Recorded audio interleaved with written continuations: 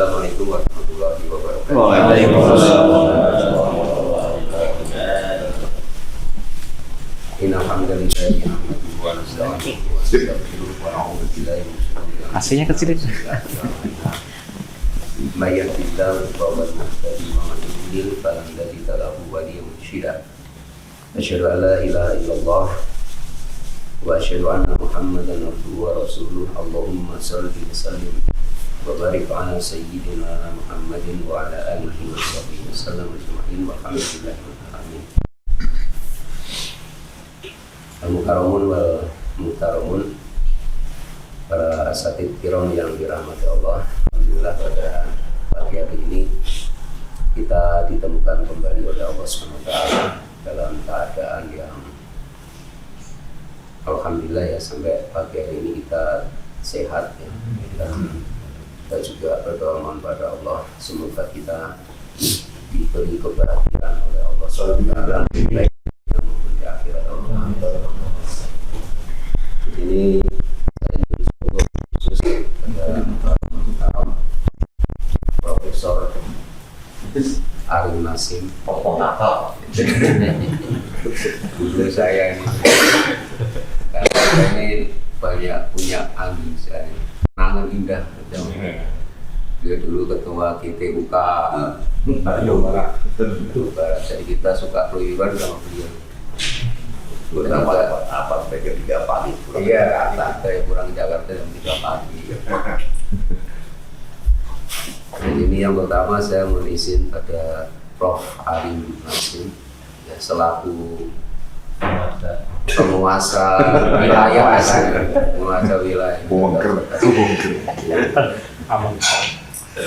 dan juga pada para asatidz yang tahu yang hadir di majelis yang mulia ini, khusus pada Mukarram Abang Mufti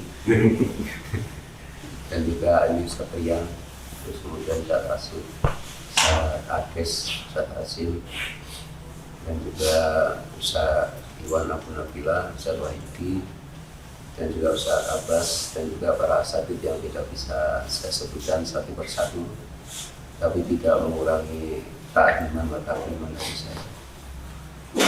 Jadi mungkin pagi hari ini sedikit saya ingin menyampaikan apa yang saya ketahui dan sesuatu yang barangkali selama saya membuat dakwah ini berazam kuat ya, berniat kuat untuk selalu menetapi satu pengetahuan yang sudah saya ketahui. Yang saya maksud adalah bahwa di dalam Al-Quran, para asatidz kiram yang dirahmati Allah telah menjelaskan kepada kita semua agar kita itu selalu bersama dengan orang-orang yang benar, orang-orang yang soleh. Dan alhamdulillah saya sejak berjumpa dengan Hizbut Tahrir itu menemukan orang-orang yang soleh, orang-orang yang benar, orang-orang yang soleh. Karena saya juga paham bahwa Allah memerintahkan kepada kita orang-orang beriman untuk selalu bersama dengan orang-orang yang soleh, orang-orang yang soleh. Maka sejak saat itu saya selalu berusaha untuk selalu bersama dengan panjenengan semua, karena panjenengan semua ini adalah orang-orang yang soleh, orang-orang yang jujur, orang-orang yang soleh. Dan saya juga selalu berdoa mohon pada Allah untuk selalu dimasukkan menjadi golongan panjenengan semua. Amin. Di dalam Al-Quran, tepatnya di dalam surah At-Taubah ayat yang ke-119, di sana Allah berfirman, Ya ayyuhalladzina amanu taqullah wa kunu ma'as shodiqin. Jadi wahai orang-orang yang beriman, bertakwalah kalian kepada Allah, wa kunu ma'as shodiqin, dan hendaklah kamu selalu bersama dengan orang-orang yang shodiq, orang-orang yang jujur. Kata para ulama, asidku aslul ikhlasi. Jadi kejujuran atau kebenaran itu adalah pangkal dari keikhlasan. Orang itu hanya bisa ikhlas kalau orang itu jujur, kalau orang itu benar. Dan alhamdulillah kita secara fitrah di dalam Hizbut Tahrir itu Mabda yang kita pelajari itu, kalau di dalam kitab-kitab kita itu kan dituliskan begini ya, ibarahnya itu kita itu dipaksa untuk menjadi ikhlas. Itu artinya bahwa pemikiran yang kita emban itu adalah pemikiran yang benar. Ketika kita mengadopsi pemikiran ini, maka kita berdoa kepada Allah menjadi bagian dari orang-orang shodiq ini. Karena orang yang shodiq itu orang yang akan bisa ikhlas di dalam seluruh ucapan dan perkataan dan juga perbuatan yang selesai. Sehingga di dalam Al-Quran Allah memerintahkan kepada kita semua untuk selalu bersama dengan orang-orang yang shodiq, orang-orang yang jujur, orang-orang yang ikhlas, orang-orang yang soleh. Dan saking pentingnya masalah ini, itu di dalam Al-Quran juga baginda Nabi Muhammad SAW, mungkin yang pernah kita pelajari di kitab-kitab Mutabana. Jadi baginda Nabi itu banyak mendapatkan teguran oleh Allah di dalam Al-Quran. Teguran Allah pada Nabi itu tidak menunjukkan Nabi SAW itu keliru dalam artian dosa itu tidak. Tapi Nabi SAW itu istilahnya khilaful aula, tidak bisa memilih mana yang lebih utama. Banyak di Al-Quran itu ayat-ayat yang berisi teguran pada Nabi SAW. Misalnya waktu baginda Nabi SAW, beliau dalam tanda kutip mengharamkan madu, ya, karena ada sebagian istri beliau yang cemburu pada saat Nabi SAW dikirimi oleh salah satu istri beliau madu, dibully Nabi Muhammad. Dan Nabi Muhammad bilang bahwa baik, saya akan haramkan ini madu. Maka kemudian Allah menegur beliau, ya ayyuhan nabi lima tuharrimu ma ahallallahu laka tabtaghi mardata azwaji.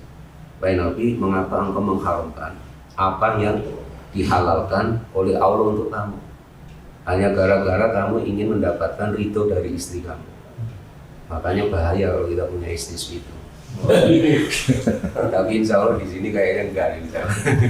Istrinya bahagia semua, terutama Amin. Karena beliau ini sejak masuk Hizbut Tahrir itu setahu saya waktu saya masih sama beliau itu suka kemana-mana sama beliau.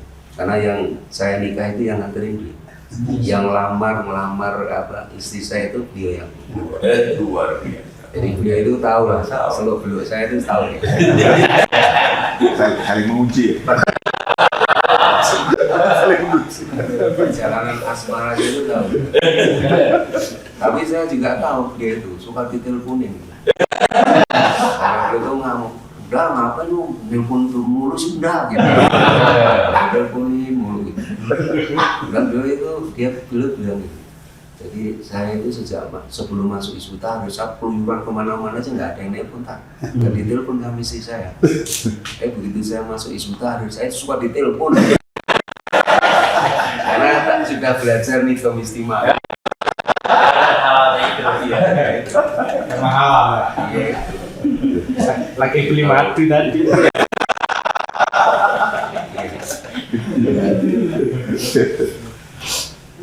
Itu dan Nabi waktu beliau mengizinkan orang-orang munafik ya untuk ikut perang itu ditegur ya. Nah termasuk di Al-Quran itu ada ayat ya. Ini ayat yang mungkin saya sampaikan. Itu ada di dalam surah Al-Kahfi ayat 28. Jadi Nabi kita itu pernah ditegur oleh Allah. Gara-gara beliau itu mengusir para sahabat yang selalu ingat pada Tuhannya saat pagi dan petang. Jadi wasbir nafsaka ma'al ladzina yad'una rabbahum bil ghadati wal 'ashyi yuriduna wajhah. Wala ta'du aynaka anhum turidu zinatal hayatid dunya. Jadi di dalam surah Al-Kahfi itu disebutkan, hendaklah kamu itu menyabarkan diri kamu untuk selalu bersama dengan orang-orang yang menyeru Tuhan pada saat pagi dan petang. Yang mana mereka itu menghendaki wajahnya Allah, itu maksudnya ridhonya Allah. Bahkan di situ Allah mewanti-wanti Nabi, wala ta'du aynaka, janganlah kamu memalingkan dua mata kamu wahai Muhammad dari mereka. Turidu zinatal hayati dunya, karena kamu menghendaki perhiasannya. Jadi itu ceritanya begini. Satu saat Nabi Muhammad SAW itu tengah bermajelis dengan para sahabat yang lemah. Di situ ada Salman Al-Farisi, ada Hubayb bin Adi, dan ada Bilal bin Rabah, sahabat-sahabat yang lemah. Dan datang pembesar-pembesar dari Quraisy itu mendatangi Nabi, yang salah satunya dipimpin oleh Uyainah bin Al-Hasan. Mereka itu mendatangi Nabi untuk mendapatkan pengajaran Islam dari Nabi. Dan mereka mengatakan, nahnu sadatul qaum, kami ini adalah pemimpin dari satu kaum. Jika kamu masuk Islam, maka yang di belakang kami akan masuk Islam. Tapi begitu mereka mendapati bahwa ternyata Nabi itu bermajelis dengan sahabat-sahabat yang lemah, bahkan di antara sahabat-sahabat itu adalah mantan budak mereka. Mereka mengajukan permintaan kepada Nabi agar Nabi mengusir mereka dulu. Kalau Nabi nggak mau mengusir mereka, kalau mereka bermajelis dengan Nabi, duduk dengan Nabi, Nabi disuruh untuk menyuruh para sahabat itu untuk berdiri. Dan Nabi itu dalam riwayat mengiyakan permintaan pembesar-pembesar kafir Quraisy. Karena beliau berhasrat kalau mereka masuk Islam, tadi di belakang mereka juga akan masuk Islam. Nabi mudah meminta para sahabat itu untuk pergi. Maka kemudian Allah menegur beliau, nggak boleh begitu. Coba Nabi Muhammad saja, beliau yang karena kepentingan dakwah itu dalam tanda kutip beliau itu mengusir sahabat, tidak membersamai para sahabat yang soleh, para sahabat yang selalu ingat pada Tuhannya saat pagi dan petang. Maka di ayat yang lain itu disebutkan dengan kata Al-Quran itu, wala taqrudil ladina yad'una rabbahum bil ghadati wal asyi yuriduna wajhah. Wahai Muhammad, kamu jangan usir orang-orang yang selalu mengingat Tuhannya saat pagi dan petang. Jadi ayat ini menunjukkan juga dalam surah Al-An'am, tadi surah Al-Kahfi, itu semakin memperkokoh bahwa kita ini memang harus selalu bersama dengan orang-orang yang soleh, orang-orang yang baik. Walaupun orang-orang itu taruhlah dianggap rumah. Kalau kita sudah dapat orang seperti itu, dikondeli saja, dipegang terus. Alias hadis itu dipegang atau dikondeli, dicekeli gitu. Digegepan. Ya, Dipuntangan. Dipuntangan. iya. Mau kopi puntang. Iya, gitu. Rangkul. Karena memang orang soleh itu, kalau jenengan sudah ketemu orang soleh, pagi orang soleh ini semuanya soleh, kayak Amin ini kan soleh semua. Kita dapat video harus dikondeli, jangan jenengan sampai keluar dari, termasuk jangan sampai keluar dari sultan. Ya, jenengan termasuk orang itu di sultan kita biasa lah, waliullah saling konflik itu nggak masalah, waliullah saling mengkritik nggak masalah. Waliullah itu bisa saling berperang di Al-Quran. Jangan wa'in to'ifatani minal mu'minin naqtatalu wa aslihu bainahum. Jika dua kelompok orang mukmin berperang, damaikanlah keduanya. Kata para ulama, ayat itu menunjukkan pada kita mungkinnya para waliullah itu berperang. Sama-sama waliullah itu bisa berperang. Para sahabat itu kan waliullah semua. Jenengan juga bersani, para sahabat itu ternyata juga berperang sampai terbunuh. Ada di antara mereka yang terbunuh. Tapi jenengan jangan sampai istilahnya keluar dari barisan dakwah. Jangan, karena ini dipenuhi orang-orang yang soleh. Apalagi pemikiran orang soleh ini, yakni Syekh Taqiyuddin An-Nabhani itu adalah pemikiran yang benar. Kalau jenengan punya pemikiran yang benar, insya Allah jenengan jadi ikhlas. Nah, ikhlas itu puncak dari apa istilahnya? Ya semua orang yang hendak mendaki ketinggian. Itu keikhlasan. Yang di makolahnya seperti Gunung Al-Misrikan dia mengatakan an-nasu kulluhum mauta ila ulama. Manusia itu hakikatnya semua mati kecuali para ulama. Makanya jenengan harus alim. Jadi pengumuman dakwah itu harus alim. Alim itu jangan jenengan pahami banyak apa Quran, banyak apa makalah, banyak apa hadis, banyak takutnya pada Allah. Jadi apa an-nasu kulluhum mauta ilal ulama. Semua manusia itu hakikatnya mati, kecuali ulama. Wal ulama'u kulluhum niyamun ilal amin. Semua ulama itu hakikatnya tidur. Enggak ada manfaatnya kalau orang tidur. Kecuali orang yang amilun. Amil itu mengamalkan ilmu. Kayak dengan ini aktivisme. Kita ini kan dituntut oleh apa? Guru kita ya. Itu sampai tingkatan yang paling maksimal sebenarnya dalam dakwah. Bentar kita kan masih belum maksimal. Wal amiluna kulluhum mutarun. Semua yang beramal itu hakikatnya terpedaya, tertipu. Nah, jenengan kalau beramal jangan sampai tertipu. Ilal mukhlisin, kecuali orang yang ikhlas. Wal mukhlisuna ala qadri nafsihi. Sedangkan orang yang ikhlas itu selalu berada dalam bahaya yang sangat besar. Maka kalau kita sudah bersama dengan orang soleh, orang yang punya pemikiran yang lurus, orang yang benar, insya Allah jenengan jadi orang yang mukhlis. Mukhlis itu puncak kata para ulama. Puncak dari apa? Ketinggian martabat seseorang di sisi Allah. Tapi ingat orang yang soleh, orang yang mukhlis itu selalu dalam bahaya yang besar. Jadi saya ingin ulang lagi bahwa di dalam Al-Quran itu sampai begini, saking pentingnya kita membersamai orang soleh, selalu bersama orang soleh. Nabiullah Yusuf alaihissalam itu pernah berdoa kepada Allah, dan itu ada di dalam Al-Quran. Jadi kalamnya Allah. Beliau itu pernah berdoa gini, isi doa. Ini panjangnya, tapi saya penggal saja sebagian. Beliau itu pernah berdoa begini. Tawaffani muslima wa alhiqni bisolihin. Ya Allah, wafatkanlah saya, wafatkanlah aku ini dalam keadaan muslim. Wa alhiqni bisolihin. Ya Allah, gabungkanlah aku menjadi bagian orang-orang yang soleh. Nabi Yusuf tidak ada keraguan karena beliau adalah minal anbiya minal anbiya, maka dia pasti punya sifat ismah. Orang yang ismah saja masih minta berdoa, memohon pada Allah, digabungkan dengan orang yang soleh. Makanya bersama dengan orang soleh itu, Mas Abid Al-Kiro, saya ingin mungkin bukan mengingatkannya, menyegarkan aja, wah, itu adalah satu perkara yang sangat-sangat penting. Bahkan kalau jenengan sudah ketemu orang soleh itu tadi saya ingin sampai harus dipegang erat. Jangan sampai jenengan pisah sendiri. Atau walaupun misalnya begini, orang soleh itu kan ada salahnya juga.